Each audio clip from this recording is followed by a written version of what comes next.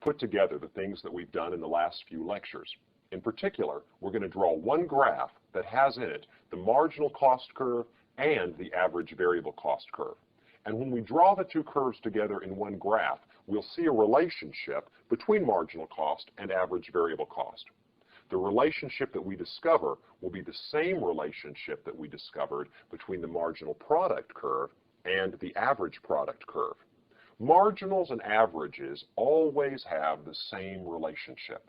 That is, when the marginal is above average, when you're adding things at the margin that are above average, you pull the average up. When you're adding things at the margin that are below average, you pull the average down. We'll see that same relationship now as we draw the marginal cost and average variable cost together in one graph. Let's start with a picture of the marginal cost curve. This is a review. Remember, the marginal cost is just the slope of the variable cost curve at any point. So when you're going to draw the marginal cost curve, what's the first point that you should look for on the variable cost curve? The first point that you look for is the point of inflection. That's the point where the slope stops decreasing and starts increasing. And that will be the point where the marginal cost curve reaches a minimum. So I'll go ahead and put that curve here. Now, if I want to draw a marginal cost curve, I'll look over here and see the region where the slope of the variable cost curve is decreasing, and that will give me a decreasing marginal cost. So over in this region, marginal cost is decreasing. Over in this region, marginal cost is increasing, and it's headed towards infinity as the variable cost curve goes vertical. So if I'm careful here and find where that variable cost curve is going vertical, I can draw a marginal cost curve that represents the slope of the variable cost curve. And now I can label this curve marginal cost, just like before. The marginal cost curve shows me the slope of the variable cost curve at every point. Now, how do I draw in the average variable cost curve? How do I draw it in? Well, here's what we know about average variable cost. We know that average variable cost is going to hit a minimum point where marginal cost curve cuts through it. Why? Because if the marginal cost is above average variable cost, it's going to be pulling it up. And if marginal cost is below average variable cost, it's going to be pulling it down. So, in that case, what we get is a curve that looks something like this.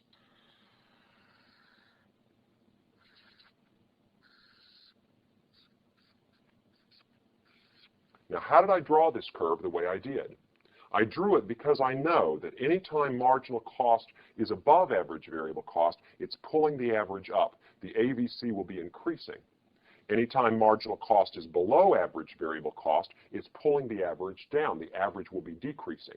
That means that if average variable cost is its usual U shape, that the bottom of the U, the minimum point, has to occur where it touches the marginal cost curve, where it cuts through it. Now, the only thing that I haven't explained in my geometry here is how did I choose this particular point for the intersection? How did I choose that point? And the answer is not easy. The answer is going to involve knowing something else about geometry. In fact, the way I got this was I used a ray from the origin upstairs to touch the variable cost curve. A ray from the origin has a slope that's equal to variable cost divided by output. Notice I didn't label my axes here. Now, why did you let me get by with that? If you don't label your axes, you're not measuring anything. Back to my ray from the origin. My ray from the origin here goes up and touches the variable cost curve at this point. Now, what does the ray from the origin tell you? Well, the slope of the ray from the origin is rise over run. And the rise is the variable cost, and the run is the output. Well, what is variable cost divided by output? That's right. It's the average variable cost. So, at this point, the ray from the origin is at a minimum. That is, if we take this ray from the origin to other points on the variable cost curve, it's going to have a higher slope. Here, it's going to be at a minimum. If I go beyond that, the slope goes back up. That's a little geometric tidbit for you that lets you know why I picked that particular point. Your teacher is probably not going to require that you understand that, but I always like to know, well, why did he pick that point instead of some other point? The point that you pick for the minimum average variable cost is the point where a ray from the origin would just touch the variable cost curve. That's the point where the average is lowest. Well, the point that you do need to understand, that your teacher will want you to understand, and that really is important intuitively, is that anytime the marginal is below the average, it's pulling it down. And anytime the marginal is above the average, it's pulling it up. One more thing I'd like to say, and that is, if I flip this diagram over and look at this picture, does this look like anything you've seen before? Well, you may have trouble seeing it because the green is kind of pale, but I'm going to go over it again in red and hope that it looks familiar to you. This is the marginal cost curve turned upside down, its mirror image. What's that going to be? What's the mirror image of the marginal cost curve?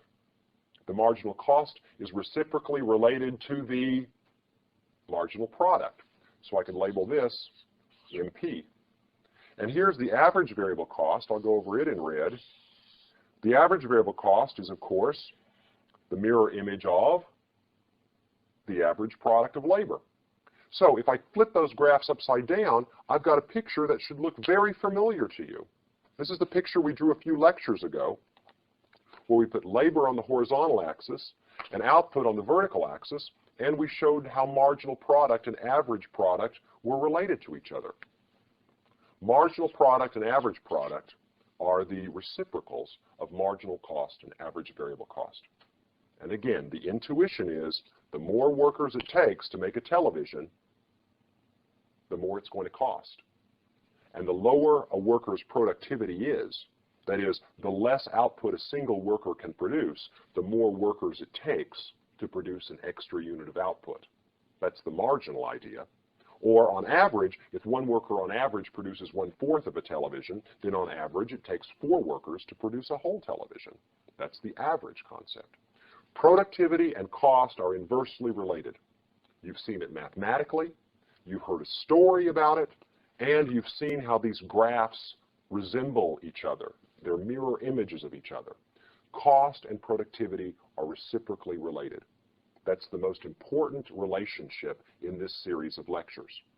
However, there's one other relationship that's important also, and that is the relationship between marginals and averages. When the marginal is above average, it pulls it up. When the marginal is below average, it pulls it down.